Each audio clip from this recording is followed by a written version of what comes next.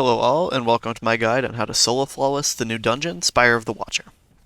Overall, the dungeon Solo Flawless isn't super hard, and I'd say it's probably online or maybe a little easier than Duality, and I would still recommend having some experience in solo dungeons first though, since it's definitely among the harder ones. This guide will assume that you've already cleared the dungeon and know the mechanics, and is mostly focused around teaching you the tricks you need to make it easier to solo. Let's start off with the prerequisites. The most important weapon to have in this dungeon is Cataclysmic. You definitely want a 4th times the charm bait and switch Cataclysmic with a 6 mag capacity. If you can't get a Cataclysmic, try and get something like a Reeds with Vorpal or type in with Triple Tap and Focus Fury. I would highly recommend not using aggressive frame linears like Storm Chaser and Fire and Forget, because these ones have way too much recoil to be effectively used on the bosses in the dungeon with tiny crit spots. You can also make do with a good hothead or other rocket launcher, but you'll likely have some ammo problems, and you'll need to take a lot longer before you can start damage phase because you need to collect ammo. You'll also want to bring Wither Horde, since it's overall just a great option to use with Cataclysmic and for everything else like Ad Clear. Unlike Duality, killing all of the ads on the map isn't quite as important, but rather you want to run something that's going to be able to move quickly through the field and get mechanics done, rather than something that can clear a massive amount of ads. I ran my Sunbracers build, which is in the description of the video. For Titans, I'd recommend running a Sunbreaker build, since you can get Radiant and Restoration. For Hunters, I'd recommend either running one of Mactics Nightstalker builds, or a Gunslinger build. You'll want something that either has Radiant or Tether, as well as Font of Might. I prefer Solar for Cataclysmic, but you can make do with Type-In as well if you want to run Void.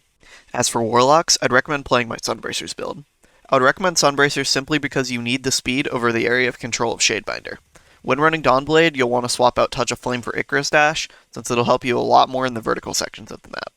The final thing you'll want is Font of Might. For all of these builds, you'll want to run Font of Might, even if it means switching out your Cataclysmic for a Type-In. Now that we've got the loadout set up, let's talk about the encounters. For the intro and the first encounter, there really isn't much to say. It's pretty standard. Kill the ads, shoot the panels. There really aren't many tricks other than to utilize heat rises or exotics like Lion Rampants to make traversing the map easier, so I'm not going to go over them. The first boss, however, is a different story. Out of all the encounters in this dungeon, the first boss fight against Akelous, Siren's Current, is in my opinion the hardest one, and is extremely sensitive based on small tricks that you can leverage. First, we're going to lay out the encounter. The encounter is laid out in a big plus sign. In order to start damage phase, you have to complete the 4 circuits on the map, which start at the center and go out to the arms on the plus sign. When you complete the final circuit, the boss will begin damage phase on the end of the last circuit to be completed. Once he starts the damage phase, his eyes will light up, and he won't be damageable until you destroy all of his eyes. Even though you can't damage him, the clock's ticking. The faster you destroy the boss's eyes, the longer your damage phase will be. This means that you can get an extremely long damage phase as long as you destroy them super fast. In order to do this, I recommend running a Trace Rifle. Trace Rifles have huge mag capacity and destroy eyes super quickly. Using one allowed me to get around a 25-second damage phase, which was super helpful for not taking a super long time. On top of this, the Trace Rifle has the ability to tap the circuits using very little ammo. I used Hollow Denial, but realistically any Trace Rifle works. Next, we're going to talk about Flinch. During the damage phase, the boss will move to the middle of the map before exploding at the end of the damage phase. This explosion deals a pretty insane amount of knockback and damage, so you're going to want to stand pretty far back for your DPS to prevent dying. The problem is, at long range, Flinch has a really large effect on your accuracy, so we're going to need to find a way to mitigate it. The number one source of Flinch in the damage phase is definitely the Harpies. Harpies in this encounter spawn in groups of 5 in each corner of the map. A group will spawn next to the end of a circuit every time a circuit's completed, provided that the group that's tied to that spot isn't already dead. The final circuit's excluded from this rule since it'd spawn Harpies right on top of you.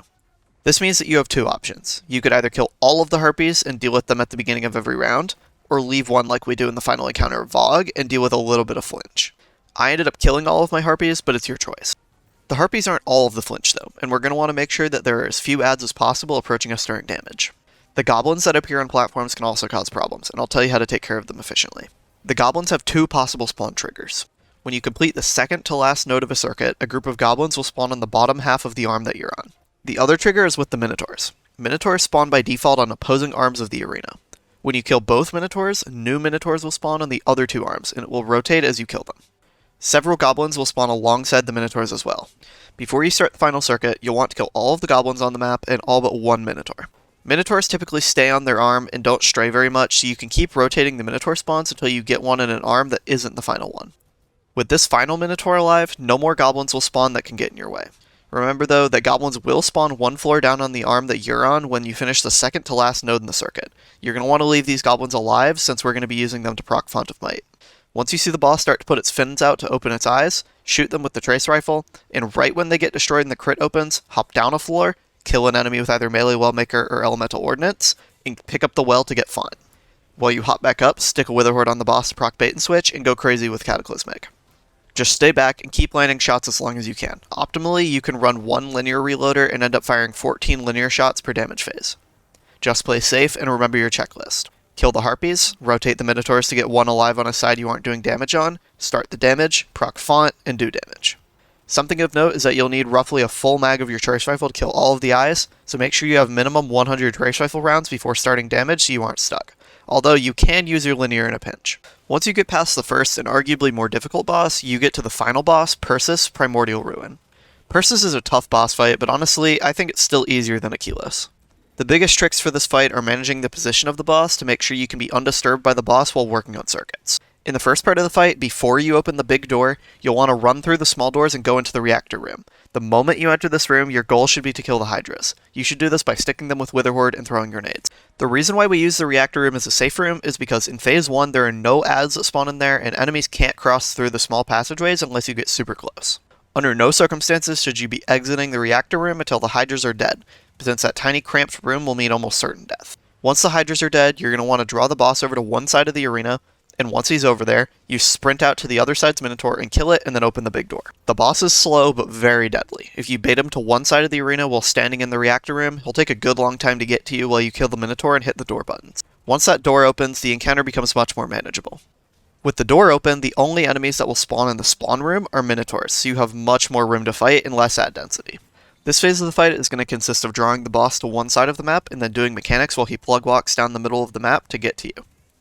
The boss's slow speed is your greatest asset, since it gives you ample time to finish the circuits. You'll want to bait the boss into the reactor room and take the time that he needs to walk all the way down mid and around to you to complete the spawn room parts of the circuits. Once done, you'll want to bait the boss to the opposite side of the circuit you want to finish. For example, if you're doing a right side circuit, you'll want to bait him to the left side of the spawn room, and then run into the reactor room and finish the circuit while he takes forever to get there. With the boss taken care of, all you have to take care of are supplicants while you're doing the circuit. You always want to use your radar and just be really careful. There's really no trick to taking care of these guys, other than that disintegration damage will stop them from exploding on death. Play careful, and use the boss baiting tactics and reactor room safety on the first phase to minimize contact you have with the boss.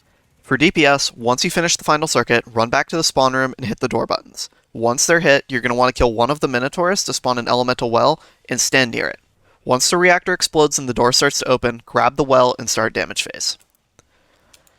For damage, I used Cataclysmic and Witherhoard in a well, and it worked fairly well. You'll just want to be really careful and make sure that you have healing if you're not in a well. Persys also responds pretty well to fusion nades from Starfire Protocol, unlike the first boss, so feel free to run those if you feel more comfortable with them. It's hard to really guide someone through something like this since it's more of a contest of skill, but I hope these tips and tricks help you in your solo flawlessing. Just remember to take breaks in between runs and have fun with it. It's a great solo flawless with a great emblem. If you like what I do, please like and sub, and I'll see you next time.